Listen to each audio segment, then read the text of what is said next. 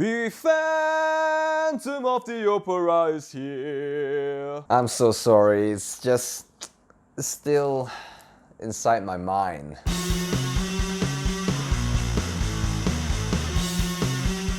The Phantom of the Opera is an award-winning 1986 musical written by Andrew Lloyd Webber based on a 1909 French novel by Gaston Leroux. The longest-running show in Broadway is having a world tour now and has come to Malaysia for the first time. It is showing at Istana Budaya, Kuala Lumpur from June 15th until July 7th, 2019. If you're around my age or older, The Phantom of the Opera needs no introduction. It's only one of the world's most beloved musical titles. Almost the entire plot takes place in an opera house that's haunted by the Phantom. He's a disfigured genius who doesn't usually show himself but has been teaching a young chorus girl named Christine how to sing very well. He's obsessed with her and she needs his guidance for her career, but she has a thing for her childhood friend named Raul. Shit, I haven't turned on the light.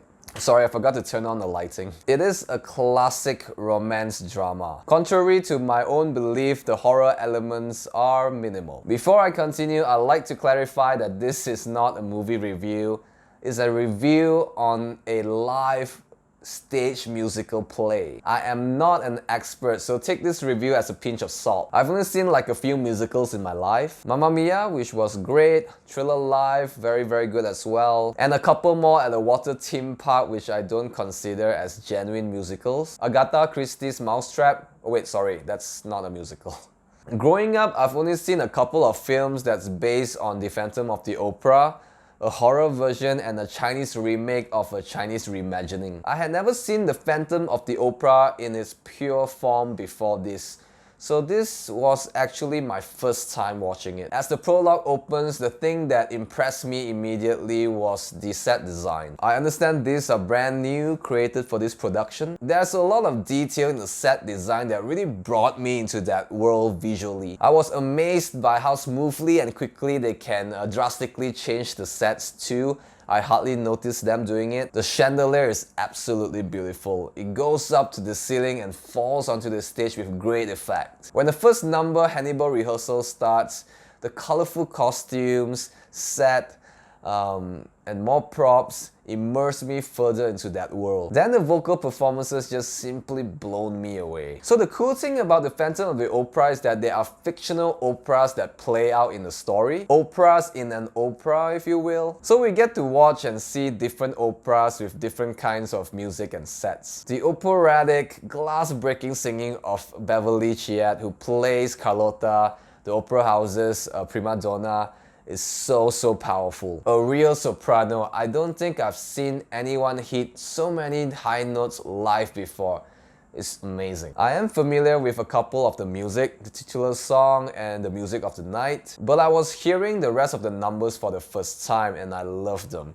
They're very catchy and melodically beautiful. The vocals of the Phantom, played by Jonathan Roxmuth, is very moving. He hits all the notes so well, high and low, and when he sings soft, my heart hurts. I really felt his passion and loneliness, his sad, desperate reasons for violence. It's truly a touching performance. Megan Pacherno, who plays Christine, sang and acted very well too. For some reason, my girlfriend and I thought she looked like SNL's Nasim Pedrad at a glance. However, I have to be honest, I was not very engaged by her character. I don't want to sound like a douche who simply wants to find something to criticize about, but I did have a bit of issues with the narratives and the characters. I understand through dialogues that Christine and Raul were very close during their childhood, but they haven't met in a long time and they just decide to get engaged after talking to each other in like 2 scenes in the first act. It felt like she's into him because he's the only rich, handsome VIP she knows. And her other choice is a disfigured mad genius who made her a star. She seems to be easily seduced by the Phantom too, until she sees what's under the mask. As for the character Raul, I couldn't identify what kind of person he is until in Act 2 where he finally shows his courage instead of just talking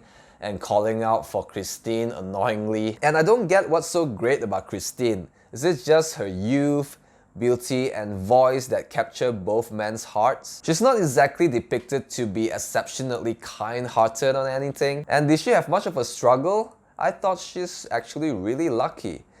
Frankly, I find it difficult to care about her. I guess it's just not the type of show with fleshed out characters and proper story development. There's a lot of telling instead of showing for a romance drama. There's also some humor that I felt were out of place in scenes that were meant to be suspenseful and the characters are supposed to be scared and confused. Sorry, movie reviewing habits. I doubt any of this was the actors or the production's fault. Probably everything was from the source material. Or maybe it's just me. I mean, it is one of the world's most popular musicals, so these issues that I had probably never mattered. Millions have loved it for how and what it is. If I was more familiar with the songs and the lyrics, I might have been able to appreciate the show more because I wasn't able to catch every single word from the singing. Maybe then I would be able to understand and be more emotionally attached to Christine and Raoul through the music. Anyway guys, the Phantom of the Opera World Tour showing at Istana Budaya KL is truly an eye-opener for me and I really enjoyed the show. Very impressed by the brilliant performances and the spectacular set designs. Not going to give this a rating like I usually do in my movie reviews because as I said, I haven't seen a lot of musicals. But yes, I would highly recommend it for people who likes classic musicals such as this, and more so to people who are very familiar with this title. How often do we get musicals and official productions like this in Malaysia? If you're in Southeast Asia and have always wanted to watch the Phantom of the Opera musical live on stage, but you can't go all the way to the US or the UK for it, you don't want to miss this opportunity to catch it. However, I do want to advise you to avoid the far right seats if possible. When I got to my seat at Istana Budaya, I was like, wow, I've never sat this close to the stage before. But there were a few scenes where things happened at the far right corner of the stage and my view was mostly, if not completely, blocked by this pillar thingy. I saw people in front of me moving to any empty seats available. I can't imagine sitting at the far right on the very first row. That's all folks. Have you seen the Phantom of the Opera? Comment below, let's discuss about it. Thank you for watching. Please leave a like and subscribe if you haven't already. See you in my next video.